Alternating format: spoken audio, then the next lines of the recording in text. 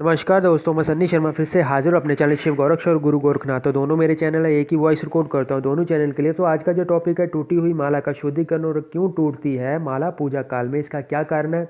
सबसे पहले एक निवेदन करना चाहता हूँ, जो भी भाई बहन मेरे चैनल पर फर्स्ट टाइम विजिट करता है उसने मेरे चैनल को सब्सक्राइब करना, दोनों को, यानी कि शिव गोरक्ष और गुरु गोरखनाथ दोनों ही मेरे चैनल है।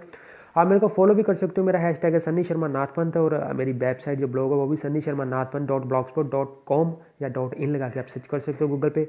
बाकी के जितने रेफरेंस है वो डिस्क्रिप्शन बॉक्स में आते हैं, और किसी प्रकार की तंत्र से संबंधित आपने कोई भी सामग्री मंगानी है तो आप मेरे को ईमेल कर सकते हो।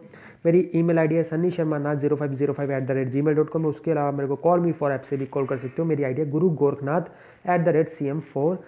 और बाकी की जितनी डिटेल है वो सारी डिस्क्रिप्शन में मेंशन है। अगर आप मेरे ग्रुप में वो बोलते ऐड होना चाहते हो तो पेड ग्रुप है वो, और मैं जो भी यहाँ पे देता हूँ अपने अनुभव के आधार पे देता हूँ। जो भी यहाँ पे चीज़, जो भी क्रिया दी है अपने गुरु बिना कुछ नहीं करनी, क्योंकि गुरु बिना कभी भी गति नहीं है। अगर आप गुरु के बिना कुछ करना चाहते हो तो आप अपने घर के देवों की सेवा कर सकते हो, शिव महाकाल बाबा जी का ध्यान कर सकते हो, उनका नाम ले सकते हो।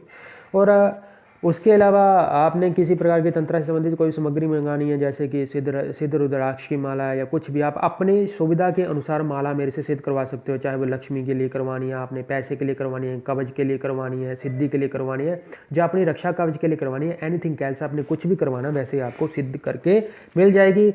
और कुछ भी मंगवाने के लिए आपने मेरे को मेल करना, और आपको बता दूं मैं सिर्फ फ्री में मार्गदर्शन करता हूँ। उसके अलावा जितनी मेरी सारी सर्विस है वो पेड है। अभी मैं ज़्यादा ना बोलते टॉपिक के ऊपर आता हूँ। माला टूटने का कारण क्या होता है।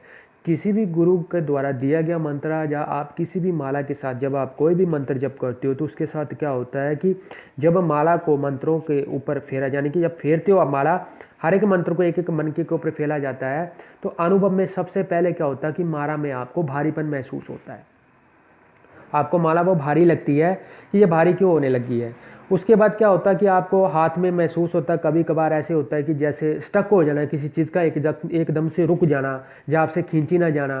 तो शक्ति, जब आप किसी भी देवी देवता के नाम के माला फेरते हो तो उसके साथ क्या होता है कि माला फेरने के साथ आपके जो प्राण है, यानी कि 5 तत्व हैं, जिन तत्वों से आपका निर्माण हुआ इस बॉडी का, उन तत्वों में हलचल होती है। अब गुरु के द्वारा मंत्र मिलता है तो जाहिर सी बात है उसमें गुरु की शक्ति होगी, क्योंकि गुरु ने वो चीज़ पहले से सिद्ध कर रखी होगी या साध रखी होगी। जब आप उनके मुख से कोई भी मंत्र लेते हो, जब वो गुरु अपनी मर्जी से आपको मंत्र देता है, हुक्म और आदेश करके देता है, तो वो शक्ति जब आपके ऊपर बोलते हैं ना कि प्रस्थान करती है शक्ति, यानी एक जगह से दूसरी तरफ आती है, यानी कि आपकी तरफ आती है वो खींची। जब आप मंत्र जप करते हो वो शक्ति आपकी तरफ अट्रैक्ट होती है। कोई भी शक्ति हो, देव शक्ति, तो वो जब शक्ति आपके पास आती है तो सबसे पहले वो बोलते हैं ना, जब गुरु का जो निर्देश होता है, आसन, माला और जोत, सर पे कपड़ा, 4 चीज़ें हमेशा। तो जब ये होता है तो सबसे पहले जो विराजमान होती है शक्ति, जब आपके मुख में और आपकी माला के ऊपर वो शक्ति, वो बोलते हैं ना कि स्थापित, जब आप बोलते हो तो सबसे पहले वो माला के ऊपर आती है आपकी शक्ति। उसके बाद आपको बॉडी में धीरे धीरे कंपन महसूस होने लगते हैं। उसके बाद आगे का अनुभव होता है, आपको रात को कुछ स्वप्नों के माध्यम से कुछ संकेत मिलने लगते हैं। तो माला टूटने का कारण क्या होता है। टूटने का विकार होता है जब आप कोई भी साधना करते हो, पॉजिटिव एंड नेगेटिव विकार दोनों साथ में चलते हैं, प्लस और माइनस। अकेली चीज़ कभी भी हमेशा ऐसा नहीं देव शक्ति चली है उसके साथ बुरी। देखो, देव शक्तियों के साथ उनके गण चलते हैं, बहुत सी शक्तियाँ चलती हैं, उनके आगे पीछे चारों दिशाओं में अलग अलग शक्ति प्रस्थान करती है, अलग अलग शक्तियाँ उनके साथ चलती हैं। उन शक्तियों के आगे अंश, उनके आगे गण हैं जो चलते हैं। सबसे पहले परीक्षा में वो आपके पास आते हैं। अब इन केस माला आपकी टूट जाती है। माला तब टूटती है जब एक शक्ति का लेवल बढ़ जाता है, जब संख्या आपकी बहुत ज़्यादा होने लगती है, जब आप जप बढ़ाते हो और आप एनर्जी ज़्यादा उठाते हो। एक टाइम पे ऐसा आता है कि उस शक्ति की तो वो नहीं झेल पाती है उतनी चीज़ को, आपकी बॉडी नहीं झेल पाती है। जब बॉडी में कुछ ऐसा होता है, आपको झटका पड़ता है, झटके के साथ माला टूट जाती है, या माला कहीं पे अटक जाती है, उसका कारण होता है शक्ति का ही प्रभाव होता है उस माला के ऊपर। अब बात आती है आप उसको शक्तिकृत दोबारा से कर सकते हो, तो डेफिनेटली कर सकते हो। माला टूटी है अगर, तो वो गांठ वाली माला है तो उसका एक मन का ही बाहर निकलेगा। दूसरी माला होगी वो सारी बिखर जाएगी, उसका शुद्धिकरण नहीं कर पाओगे आप। तो उसको आपने क्या करना, वो मन का आप डाल के या उसको नए धागे में प्रो के आप दोबारा से उसका शुद्धिकरण करके, तो आप दोबारा से उसको, वो बोलते हैं ना कि कर सकते हो उसको।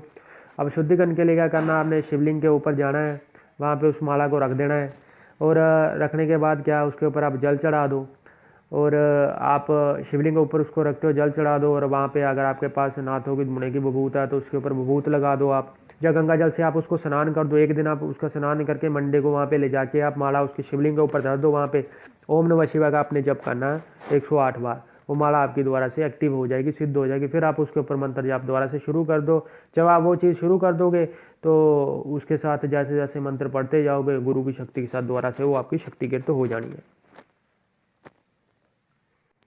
और अगर आपके पास धोने की बबूत नहीं है या कुछ भी नहीं है तो आप खाली शिवलिंग के ऊपर उसको रख के आपने गंगा जल में रख देने। गंगा जल में नहाने के साथ अगर बंदे के पाप धुल सकते हैं तो आपकी माला भी वो धुल जाएगी। गंगा जल में आपको धोने के बाद आपने वो माला वहाँ पे शिवलिंग के ऊपर चढ़ा के वहाँ पे 108 बार ओम नमः शिवाय बाबा का जप करना है। और जब आप बाबा का ध्यान करते हो तो उस टाइम आपने बाबा ने बोलना है कि इस माला का शुद्धिकरण कर दो, दोबारा से मैं कोई साधना इस पर करने जा रहा हूँ या करने जा रही हूँ, तो आपकी माला 110% दोबारा से चेतन हो जाएगी।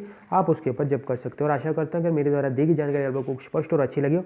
मेरे चैनल को सब्सक्राइब करना, बेल आइकन पर क्लिक, शेयर, लाइक और कमेंट करना, और दोनों चैनल को सपोर्ट करना है, शिव गोरख और गुरु गोरखनाथ। और आपको बता दिया रेफरेंस जितने भी डिस्क्रिप्शन में मेंशन है, आप मेरे को फॉलो कर सकते हो इंस्टाग्राम पे सनी शर्मा नाथ पंथ, हैशटैग भी मेरा सेम है सनी शर्मा नाथ पंथ, और ब्लॉग। और आप मेरी एप्लीकेशन भी डाउनलोड कर सकते हो जो मेरे ब्लॉग के साथ लिंक है, जहाँ पे मैं मंत्र लिखता हूँ, शावर मंत्र। तो वो जितनी भी डिटेल है वो डिस्क्रिप्शन में मेंशन है, वहाँ से आपको गूगल ड्राइव से आप जाकर उसको डाउनलोड करते हो। अलग देश श्री शंभू जति मारे गोरखनाथ जी बालाजी को देश जय गुरु गोरखनाथ।